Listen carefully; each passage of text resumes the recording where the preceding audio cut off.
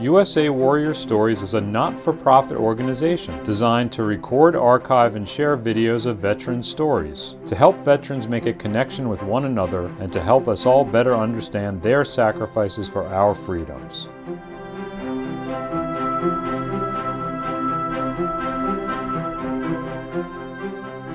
My name is Charles Ross. I am a United States Marine. I served from 1982 through 1990. I did 4 active years, and then I did 4 active years of reserve.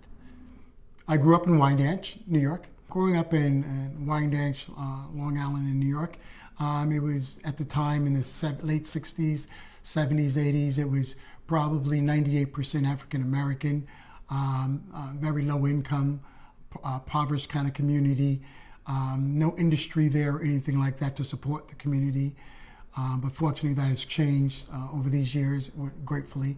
And during those times, a lot of people felt that they were stuck there and they couldn't get out of the town or community that was where they were going to live and die. But I had a different mindset that I could do better, but it took me to take action to do that.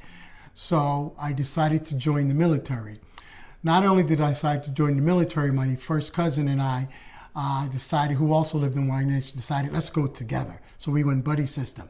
So he says, where are we going to go? We says, hey, there's nothing tougher and greater than a Marine. Let's go in the Marine Corps, because we wanted to be in the toughest, roughest, what we thought the toughest and roughest one, the most disciplined. So that's where we went. We decided to go buddy system into the Marine Corps.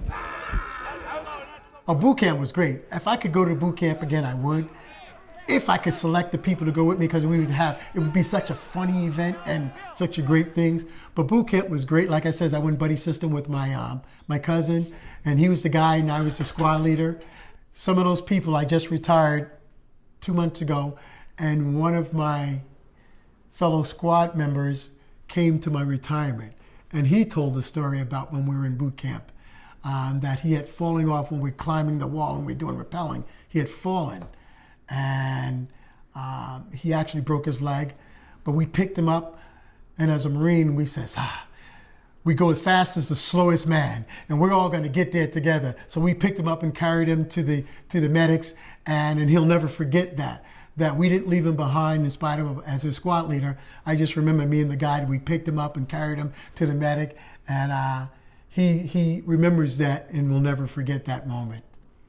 As a Marine, I was an air winger. I was a aviation aircraft mechanic. I worked on air conditioning and refrigeration of the aircraft, helicopters. I was attached mostly to helicopter squadrons, and then to a fixed wing squadron in the reserves.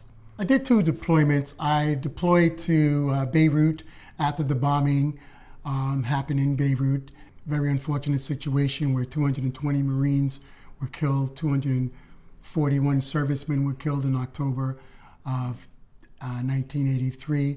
My unit was deployed after the bombing, and we helped do some of the final cleanup of during that deployment. I know there are no words that can express our sorrow and grief over the loss of those splendid young men and the injury to so many others. I know there are no words also that can ease the burden of grief for the families of those young men. Likewise, there are no words to properly express our outrage, and I think the outrage of all Americans. As an 18-year-old young man, not really knowing too much and not traveling, never being out of New York State really, it was very emotional. I remember seeing these cylinders, and this is always a vivid moment for me, these cylinders on the flight deck of the carrier. And I thought they were torpedoes. So in my mind, I was like, yeah, we're gonna go get those son of a guns for what they did to us. And so along with myself, there were others who also thought they were torpedoes. So we're sitting there talking on the flight deck, and one of the senior officers came up and goes, you guys think those are torpedoes? I go, yeah, man, we're gonna go get them. They weren't torpedoes, they were caskets. They were caskets.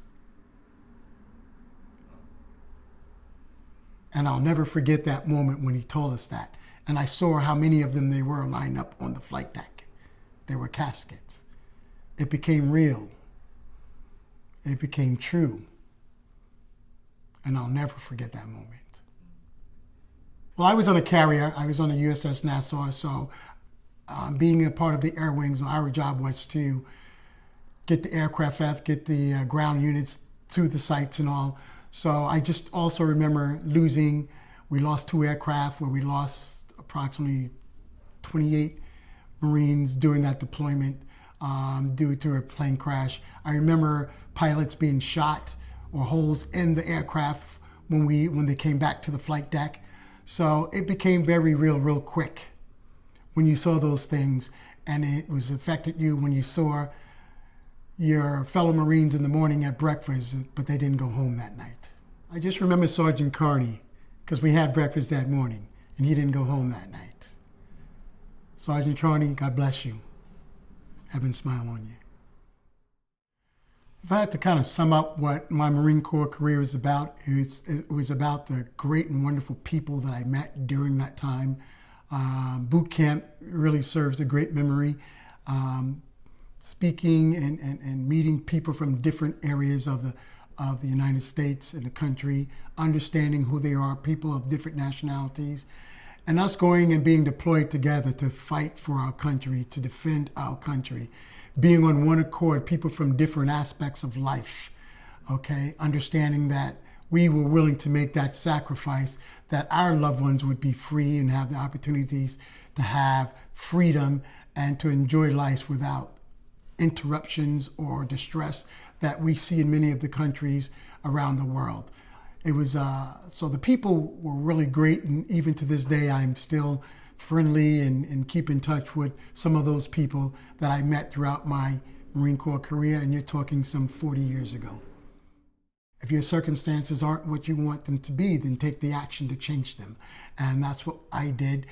By joining the Marine Corps, it offered me that opportunity to go out to see the world, to do better, to be better, to marry my wonderful wife, and to have a career in the police department with disciplines and integrities that the Marine Corps inputted into me. Not that they weren't always there, but it just magnified them and helped me to know how important that they were. I'm an ordained minister as well, so I also am a pastor in the church, one of the associate pastors. So throughout the church and throughout the police department, a lot of people may say, well, how did that mix? Well, we made it mix and made it well. It was a great opportunity. So through the church and through the police department, I was able to reach out to not only individuals as adults, but children.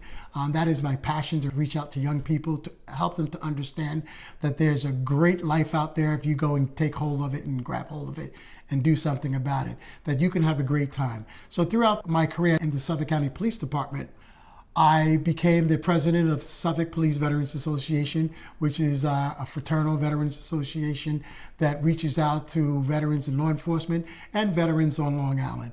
And we support veterans in all aspects of their lives and what their needs in. We connect with the Northport VA, which we do a lot of work with as well. We have a partnership with the Barbecue Brethren, which we do dinners, we feed them, a lot of different things. So we reach out in a lot of ways. So if you need something, reach out to us. Why is it important? It's important to understand that many have sacrificed the ultimate for us, that we have these opportunities.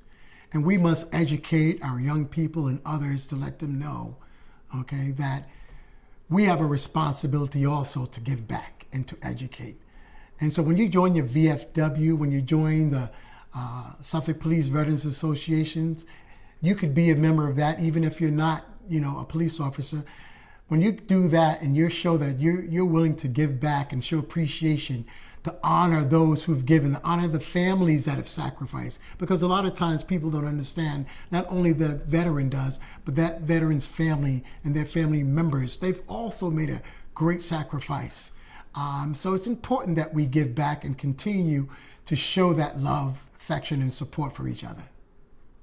Well, I guess if you would ask my wife